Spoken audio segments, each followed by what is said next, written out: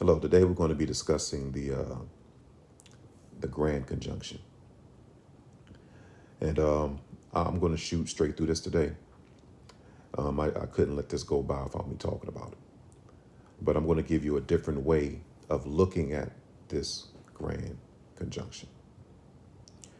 Now, the grand conjunction, I'm just going to assume that if you're watching this, you're aware of what's going on in the heavens right now. This is a monumental time. We're in amazing times. Let me explain that right now, doing this grand conjunction, where you have Jupiter and Saturn lining up from our perspective at 0.01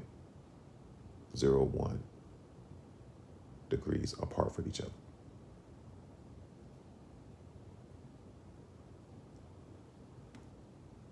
That's from our perspective. From where we're at on the planet, how we're looking at this, this is a precise lineup of these two planets. Now, you may ask, why is that such a big deal? See, the thing with these planets, now, we call them planets, but they're actually celestial bodies. And these celestial bodies are emanating a frequency. It's emanating a frequency. Think about radiation, but that isn't harmful. But on a universal level. Now, keep this in mind. Say you have a piece of quartz. There's a frequency. If you take a large piece of quartz, there are meters that can actually detect a certain type of frequency that's emanating from that piece of rock. It's the same with these planets. Now, keep in mind, I think either Jupiter or Saturn is 11 times the size of the planet. And keep in mind, these astral bodies are emanating a frequency. And they're doing this at all times. So when you're having these two bodies come in contact with each other and they're both emanating a frequency, what happens is you're getting a certain type of frequency that's being emanating from when those two celestial bodies meet. And it's hitting directly on the planet. And it being directly on the planet. Now, then you may ask, what's the next question? Why is that important? Now, keep in mind, these type of events are foretold thousands of years in the past. They knew these were going to happen. They knew these dates were going to happen, where these planets would align, because these planets follow a precise path through space. They know where they're going. And they've been doing this for thousands of years. Never deviate.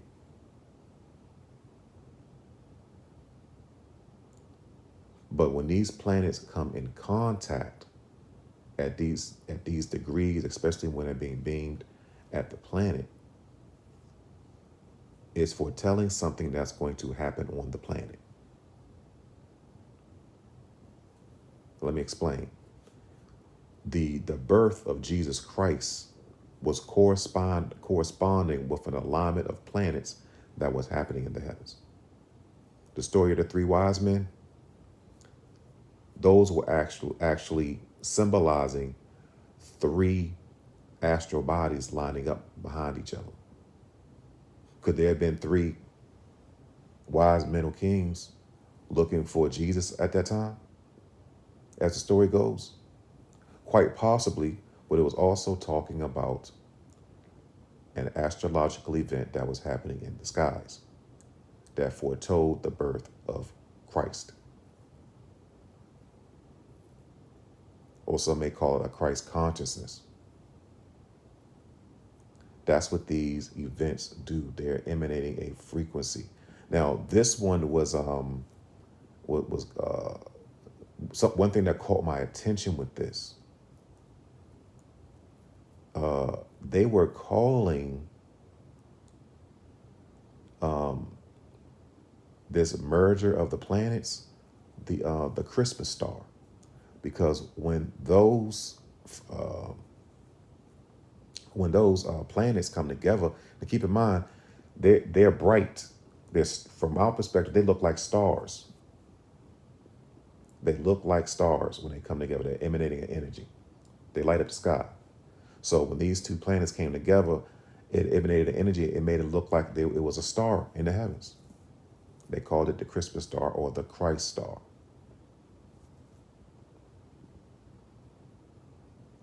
That's what you're seeing. That's what you're getting here.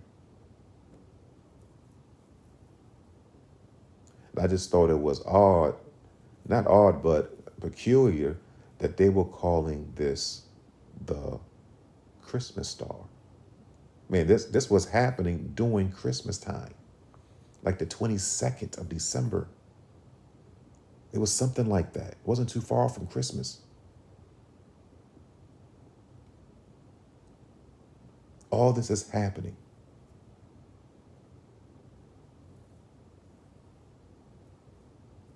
I'm not going to go too far into this next thing I'm about to say. I'm not going to get too far in this. I read somewhere that they were calling this the return of Jesus Christ. Could this be that same alignment that brought us Jesus? Well,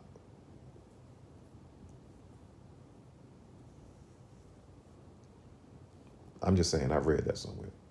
I won't go too far into that, but I just thought it was odd. They did call this thing the Christmas star. I'm not going to say this is the return of Jesus, anything like that. But you never know. You never know. You never know. But wouldn't that be amazing though? You know, with this conjunction, if you're looking at this from the perspective of an energy that's emanating through these celestial bodies that's hitting the planet, and we're receiving something. We're at a particular time. The people that are on this planet, they're actually going to benefit off of it. It's a benefit. It changes something in you. It changes your DNA. You got hit with it. You get hit with it.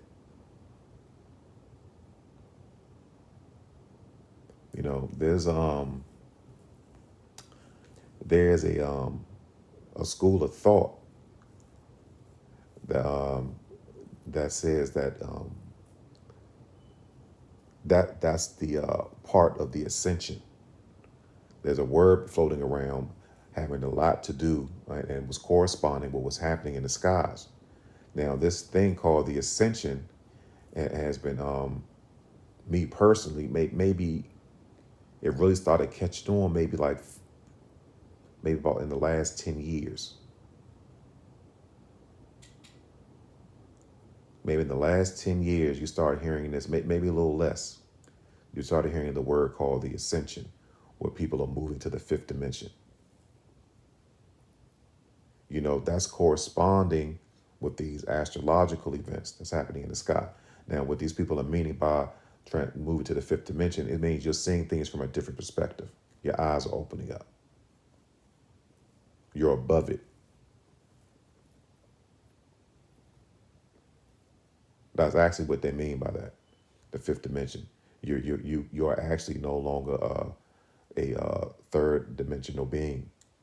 You've elevated. You can see past it. You can see past the bull. You can see clearly.